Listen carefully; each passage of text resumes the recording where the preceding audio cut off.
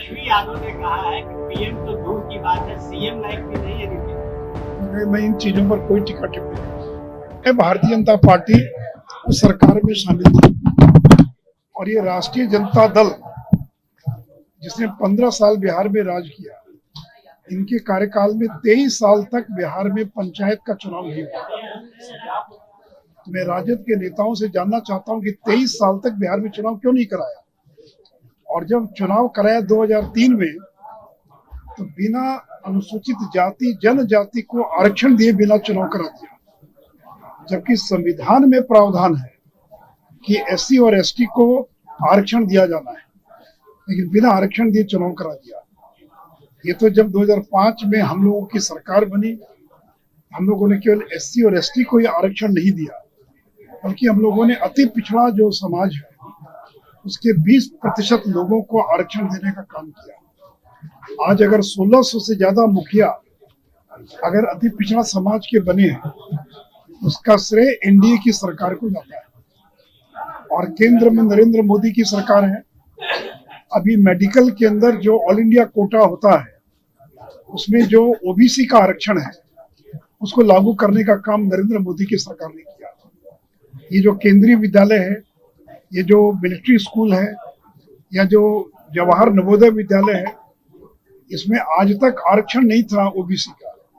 ये नरेंद्र मोदी जब प्रधानमंत्री बने तो केंद्रीय विद्यालय, मिलिट्री स्कूल और जो नवोदय विद्यालय है उनमें 27% पिछड़ों को आरक्षण दिया गया।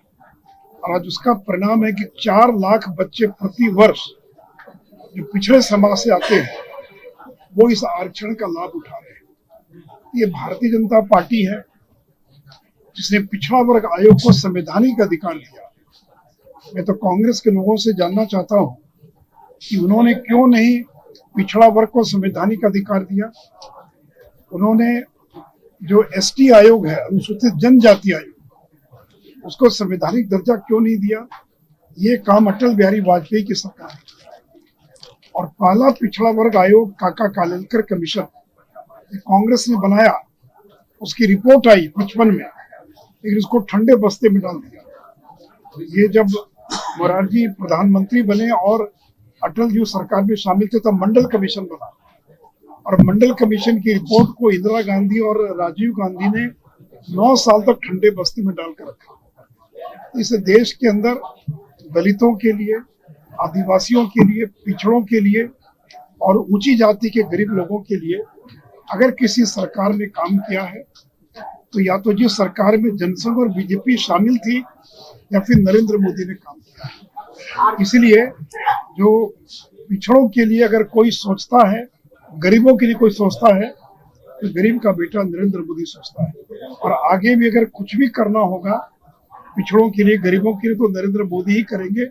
ये कांग्रेस राजद के लोग ये नहीं कर सकते। आरजेडी कहती है कि गरीबों के नेता लालू यादव हैं, पिछड़ों के लिए वो काम किया। इसलिए तो मैंने कहा कि बताए ना कि 23 साल तक पंचायत के चुनाव क्यों नहीं हुआ। अगर होता चुनाव तो दलितों को आरक्षण का प्रावधान था, और आपने पहला चुनाव कराया तो बिना आरक्षण दिए चुनाव क्यों करा दिया। ये तो हम लोगों ने दलितों को आरक्षण दिया, अति पिछड़ों को आरक्षण दिया, महिलाओं को आरक्षण दिया। ये लोग तो केवल जो अति पिछड़ा और कमजोर तबके के लोग थे उनकी जमीन पर कब्जा करते रहे, उनको लाठी के बल पर मार कर भगाते रहे। इसलिए आज अति पिछड़ा समाज वो बीजेपी के साथ है, एनडीए के साथ। Sir, Nitish Kumar PM material है क्या सर? देखिए, ये सब कोई मुद्दा नहीं है और इस मुद्दे पर मैं कोई टिप्पणी नहीं करूँ। बिहार आपके बहुत करीब रहा है और एक लंबा वक्त आपने सीएम नीतीश कुमार के साथ काम किया है, योग्यता लगती है। मैं इस पर कोई टिप्पणी नहीं करूँ। सर, अफसरशाही पे तेजस्वी यादव जो है वो सवाल खड़े कर रहे हैं, उस पर आप क्या कहेंगे? तेजस्वी के बातों का जवाब देने लायक उनके सवाल ही नहीं।